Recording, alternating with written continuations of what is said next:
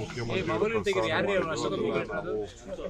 Business advisory committee meeting ಅಲ್ಲಿ ಇಟ್ಟು ತೀರ್ಮಾನ ಮಾಡಬೇಕು ಅಂತ ಸ್ಪೀಕರ್ ನಿನ್ನೆ ಕೂತ್ಕೊಂಡು ಚರ್ಚೆ ಆಗಿದೆ. ಅವರು ಹೇಳಿ ನಾವು ಯಾಕೆ ಅದನ್ನ ರದ್ದು ಮಾಡಬೇಕು ಅಂತೇಳಿ ನಾವು ತಿಳಿಸ್ತೀವಿ.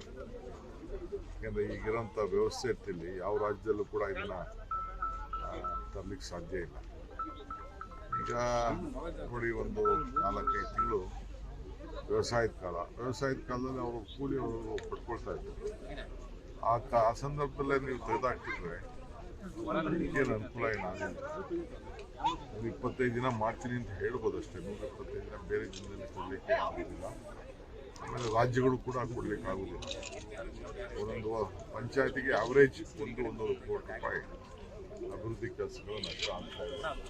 ಮತ್ತು ಉದ್ಯೋಗ ಮಾಡೋರ್ಗೂ ಪಾಪ ಕೂಲಿ ಮಾಡೋರ್ಗೂ ಕೂಡ ಜಾಬ್ ಕಾರ್ಡ್ ಯಾರು ಇಟ್ಕೊಂಡಿದ್ದಾರೆ ಅವ್ರಿಗೂ ಕೂಡ ಬಿಜೆಪಿ ಪೋಸ್ಟ್ ಸೋಷಿಯಲ್ ಮೀಡಿಯಾದಿಂದ ಕಾಂಗ್ರೆಸ್ ಕರಪ್ಟ್ ಅಂತ ಹೇಳಿ ಪೋಸ್ಟ್ ಸೋಷಿಯಲ್ ಮೀಡಿಯಾದಲ್ಲಿ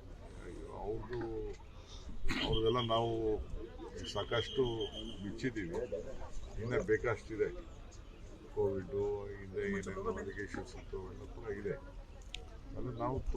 ಸೆಂಟ್ರಲ್ ಬಜೆಟ್ ಬಗ್ಗೆ ಸರ್, ಅಬಕಾರಿ ಸಚಿವರು ರಾಜೀನಾಮೆಗೆ ಪಟ್ಟಿಡಿದ್ರು ಸರ್ ಬಿಜೆಪಿ ಅವರು. ಏನೋ ಒಂದು ರಾಜಕಾರಣ ಮಾಡಬೇಕಲ್ಲ, ಯಾರೋ ಒಬ್ರು ಬೇಕಲ್ಲ.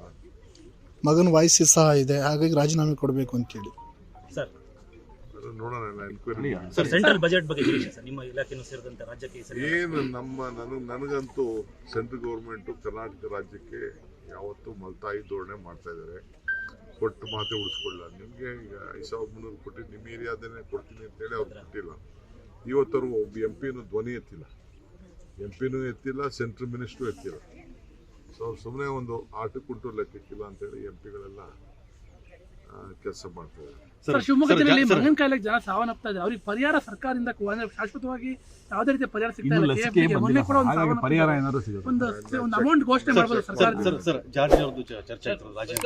ಸುಳ್ಳ್ರೆ ಜಾರ್ಜ್ ಯಾಕೆ ರಾಜೀನಾಮೆ ಕೊಡ್ತಾರೆ? ವೆರಿ ಸೀನಿಯರ್ ಲೀಡರು ಜಾರ್ಜ್ ಏನು ಬುದ್ಧಿ ಇಲ್ಲ, ಯಾಕೆ ರಾಜೀನಾಮೆ ಕೊಡಕ್ಕೆ basic loyal senior most Congress men ಅವ್ರನ್ನ ರಾಜೀನಾಮೆ ಸುಮ್ಮನೆ ಹೂವಾಗಳಿಂದ ಇರ್ತದೆ.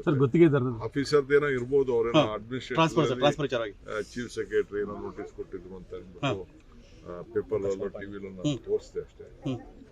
ಅವರು ಇಸ್ ಎ ಗುಡ್ ಆಫೀಸರ್. ನಾನು ನೋಡಿದ್ದೀನಿ, ನನ್ನ ಹತ್ರ ಕೆಲಸ ಮಾಡಿದ್ದಾರೆ. Is a good officer. But check ಮಾಡ್ತಾರೆ. ಲೇಟೆಸ್ಟ್ ಹಾಗೂ ಇಂಟ್ರೆಸ್ಟಿಂಗ್ ಸುದ್ದಿಗಳಿಗಾಗಿ ಬಾಸ್ ಟಿವಿ ಕನ್ನಡ ಚಾನೆಲ್ನ ಸಬ್ಸ್ಕ್ರೈಬ್ ಮಾಡಿ. ಹಾಗೆಯೇ ಬೆಲ್ ಐಕಾನ್ ಪ್ರೆಸ್ ಮಾಡಿ. ಇದರ ಜೊತೆಗೆ ಫೇಸ್ಬುಕ್, ಇನ್ಸ್ಟಾಗ್ರಾಮ್, ಎಕ್ಸ್ ನಲ್ಲೂ ಮಿಸ್ ಮಾಡದೆ ಫಾಲೋ ಮಾಡಿ.